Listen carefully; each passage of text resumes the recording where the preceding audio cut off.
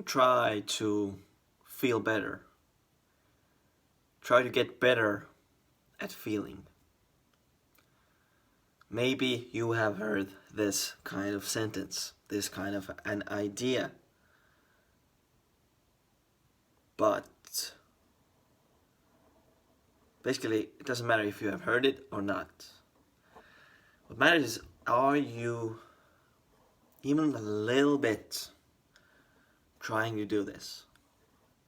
Let me repeat the sentence and a little bit explain to you from my understanding what this is about and why it's so important.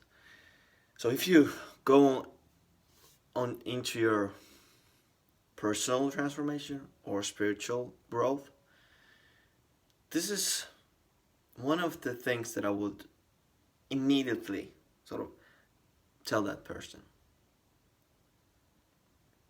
immediately teach that person, advice I would give that person, so he wouldn't waste months or even years chasing positive feelings and states. So let me repeat it. Don't try to feel good. Instead, try to get better at feeling. Get better at feeling your emotions. As long as you're trying to run away from emotions by trying to feel better, then it's just a temporary solution. Good example of that are addictions, right? Want to feel better? We use some substance. And let me tell you this, I am addicted to things right now because I haven't sort of mastered the art of feeling emotions, feeling sensations. So I still have addictions and I'm still sort of working with them. So, with that said, I showed you it's a step-by-step process. It's not, okay, I have addictions, now I'll watch this video, Mike is telling me, get better at feeling, and your expectation is, okay, it's gonna basically happen like that in a week, right? I'm super good at feeling, I'm able to let go of all my addictions. And then your mind will be also like, oh, then I'll be able to let go of these negative states. Be able to be with them, so I'm able to let go. So, yeah, this is good information. Yeah, this is good information.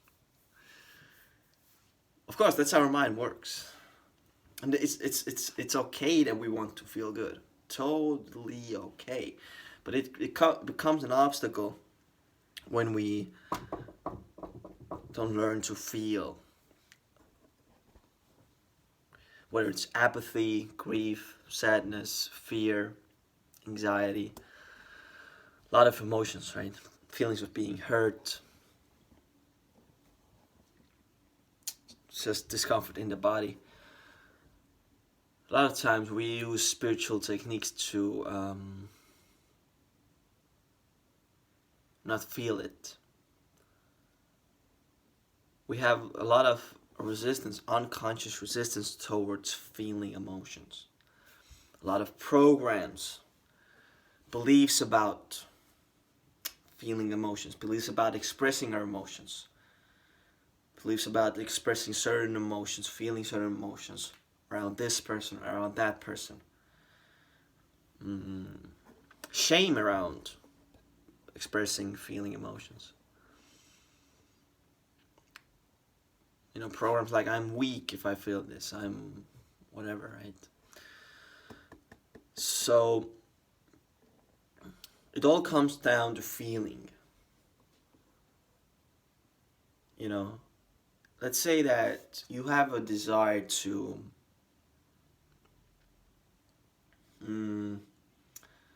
what I'm coming up right now is, because it's relevant for me, you want to feel, you want to be able to connect with people. That's a huge problem for me right now. You want to connect with people, right? On a deeper level. But you're having a problem with that. Or you're trying to feel just good in your body, in your skin. You're not ashamed of yourself. You're able to just feel, that's a better example maybe. Feel good in your own skin. Just feel confident, feel good, right? You're able to be yourself. Let's see, that's what you want. Just want to feel free in your own skin. That's what you want. So, in order to do that, you have to learn to face that sort of darkness. By that darkness, I simply mean these emotions that you're trying to run away from. So, feelings like feeling of rejection, right? Feeling of hurt. Maybe you have to face some contractions in the body, which most probably you will if you feel like you can't be yourself and stuff like that. You will have to come out of your comfort zone, because it's comfortable to sort of be alone, comfortable to, it's comfortable to be nice with people, to be polite. It's comfortable not to bring up any conflicts or disagreements, or, right? It's comfortable. It's so uncomfortable to do the opposite. You see, that's the only problem. We are afraid to feel. We're not afraid to go and jump a parachute. The activity is not the problem. The problem, our problem of humans, is we're afraid to feel. Afraid to feel fear when you go parachute jumping. We don't want to feel it. We don't want to feel. We're sort of very closed off to feeling. Our whole life is just designed to keep us comfortable. We don't want anything to trigger us. We don't want to feel these emotions. But to release these things that are keeping you down, to feel more happy, to feel more abundant, to become more free, and eventually, for some of you, you want enlightenment or, that kind of stuff. It will get you there, but you have to attend to these uncomfortable things. So it all comes down to feeling emotions. Everything comes down to feeling, because our basic experience as humans is, how am I feeling? How am I feeling? And as I said, most people's lives are built to avoid feelings. That's why entertainment is so popular. Addictions are so, everybody has addictions basically. Everybody. So it's all based on feelings. We have addictions because we don't want to feel. We work at a job that's comfortable because we don't want to feel rejected. We don't want to feel uncertain. We don't want to feel hopeless. We don't want to be afraid. We don't want to feel uncertain. We don't want to feel small. We don't want to feel like we're a loser. We don't want to feel unloved. We don't want to feel lonely. We don't want to feel empty. We don't want to feel apathetic, pessimistic. A lot of us even want to express anger, right? We're suppressing all of these things. Suppressing. So, all comes down to feeling, guys. It comes down to feeling. That's what I'm sort of, that's the shift that's happening lately for me. Okay, let me learn to feel. Let me focus on learning to feel more. How am I doing it? I'm doing it by bringing up that unconscious resistance that I have, right? Because I see a lot of feeling of resistance within me, like I don't want to feel this. I don't want to feel this. This is bad. I don't want to feel this. I hate this. I don't want this. I don't want this. I don't want this. I don't want this. So I feel like I don't want this. I don't want this. So the way I bring it up right now is I don't call it, but my teacher calls it reverse inquiry. So if I feel something, I either feel into the feeling or feel into my experience. Do I feel like I don't want this? Do I have this resistance? And I sort of feel into the resistance and see what thought is associated, what sort of comes up, right? If I would describe this emotion, if this emotion had a thought attached to it, what would that thought be? Lots of times I get, I don't want this. I don't want to feel this. I hate this, right? I don't want this. I just don't want this. This sucks.